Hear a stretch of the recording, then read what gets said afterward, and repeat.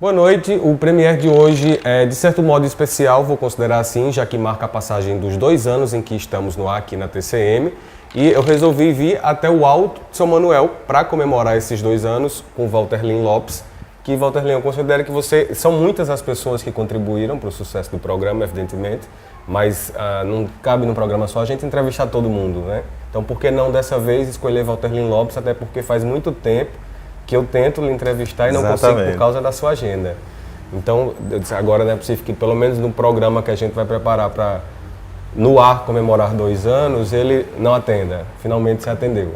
Will, é um prazer recebê-los, é um prazer atender o convite, né? Apesar de que, durante muito tempo, eu relutei em ser entrevistado, mas num motivo muito especial, os 2 anos do programa Premiere, nós recebemos hoje em nossa casa para conversar e para comemorar também um programa. Uma casa fantástica, inclusive, a gente daqui a pouco pode mostrar uns detalhes, né, cheio de obras de arte, podemos entrar nesse assunto também.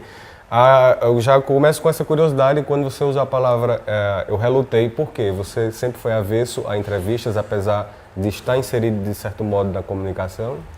Will, apesar de estar inserido na comunicação, apesar de trabalhar como mestre de cerimônia lá na frente dos eventos, apesar de organizar os eventos... Não pode ser tímido nessa hora, com certeza. Exatamente, mas no dia a dia, em casa, assim, nós temos uma vida simples, uma vida recatada. Então, assim, eu sempre fui de ficar mais nos bastidores, nesse lado, né?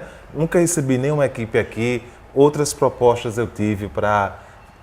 ser entrevistado aqui para mostrar o dia a dia da casa, mas a gente sempre preferiu a privacidade. A privacidade. Então posso me sentir extremamente honrado em invadir a sua privacidade nesse caso. Né? Seja bem-vindo. Maravilha. Walter Lin, vamos começar então do início da sua vida. A sua vida profissional, por exemplo, todo mundo lhe conhece como cerimonialista, né, principalmente. Exatamente. E colunista também. Mas a sua formação é de letras, você é basicamente, em essência, professor. Exatamente, eu sou graduado em Letras e Artes pela UERN e tenho especialização em Antropologia Cultural. Exerci a docência por um período no ensino fundamental do município de Mossoró, né? E exerci um pouco a docência também com alunos do Proformação, que é um nível superior para professores na Universidade do Estado do Rio Grande do Norte, né? Então é uma experiência prazerosa, né, que você trabalha ensinando, mostrando algo novo para outras pessoas, né, numa área que eu gosto muito, que é o ensino da arte. E o que é que lhe levou a letras, no caso? Foram as artes? Por isso o curso de letras era o que estava mais próximo do que você procurava? O que estava mais próximo aqui em Mossoró era o curso de letras, né, porque eu sou amante da leitura, da poesia, né, de uma boa música, das artes em si. Da pintura. Né? Exatamente. E tive a referência de outras pessoas conhecidas que tinham feito a graduação em letras e eu aproveitei e fiz e fui muito feliz nesse tempo. Né? Gostou então do curso, obviamente? Sim, com certeza. Aí você passou quanto tempo em sala de aula? Sala de aula, eu tive experiência de 6 anos, né? Em seguida, a professora Nina Rebouças me convocou para outra tarefa, né? Eu assumi a gestão, a coordenação do Portal do Saber. Era um projeto novo da prefeitura que levava o acesso à internet aos que não tinham... Que era na abolição, se não me engano. Sim, na abolição 1. Né? Era um projeto que era para contemplar 4 áreas de Mossoró, mas infelizmente ele ficou somente naquela área. Né? O projeto é um sucesso porque ele leva a informática, ele leva o acesso à internet a quem não tem. E ainda. Foi nesse momento em gerenciar outra coisa que você se afastou da educação, do lecionar em si. Exatamente. E daí você também pulou para o cerimonial da prefeitura, né?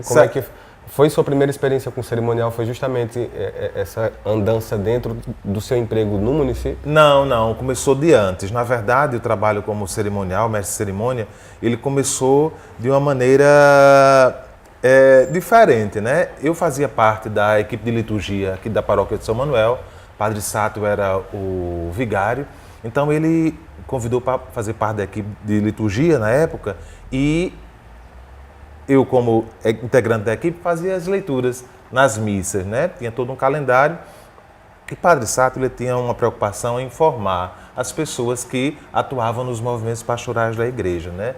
Foi aí que, fazendo essas leituras, eu tive a oportunidade de fazer cursos de dicção, de oratória, né? E sempre Padre Sato estava orientando, estava dando sugestões para melhorar o trabalho. Começou a partir daí, a parte de mestre de cerimônia em si, né?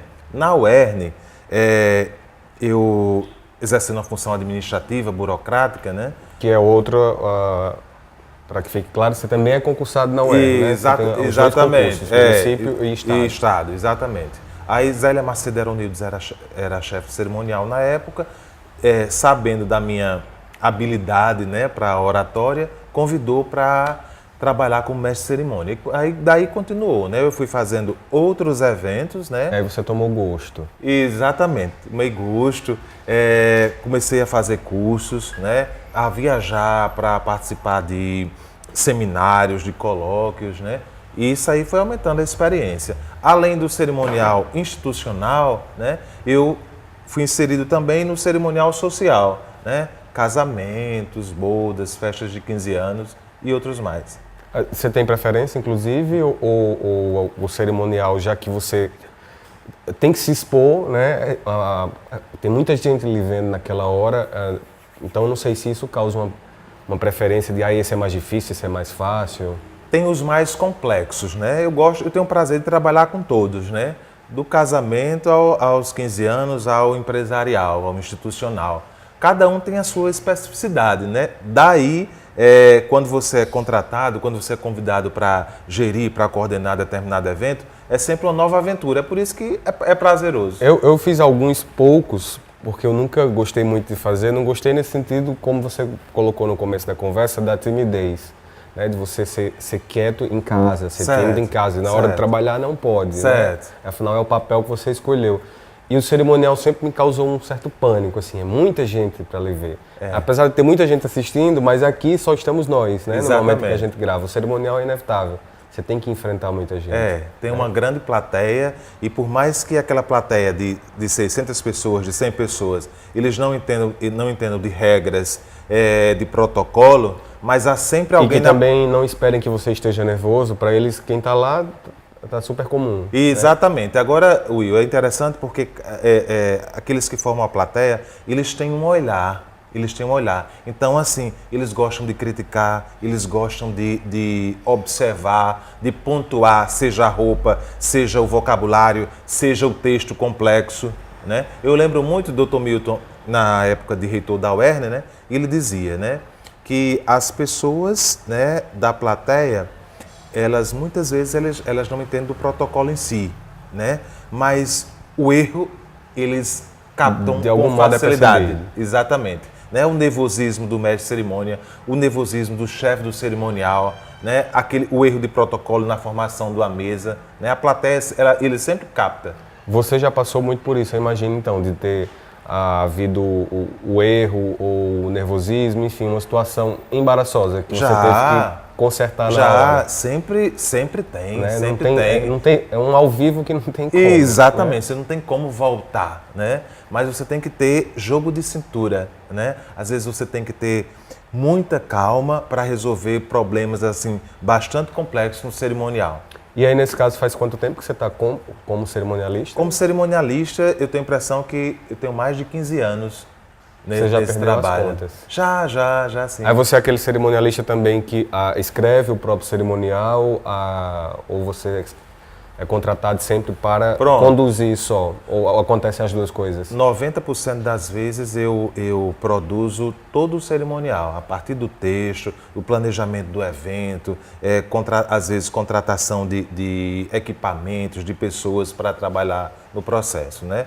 10% já recebo o texto pronto, o evento pronto, só para conduzir como mestre de cerimônia. Porque é muito difícil hoje em dia, porque a gente tem o locutor. Às vezes uma pessoa que trabalha de rádio, tem uma voz bonita, acha que é cerimonialista ou mestre de cerimônia, né? Mas ele não conhece, às vezes, a regra do protocolo, a ordem de precedência para autoridades. E aí né? pode, justamente nesse caso, pela falta de experiência, numa situação em que se fuja do protocolo, ele não conseguir resolver, já que ele só está lendo o que foi entregue. Exatamente. Então, nesse caso, você inclusive prefere fazer, porque você vai ter mais controle sobre a situação. Com certeza, com certeza. Porque às vezes também acontece da pessoa que está coordenando o evento, ela também não conhecer, né?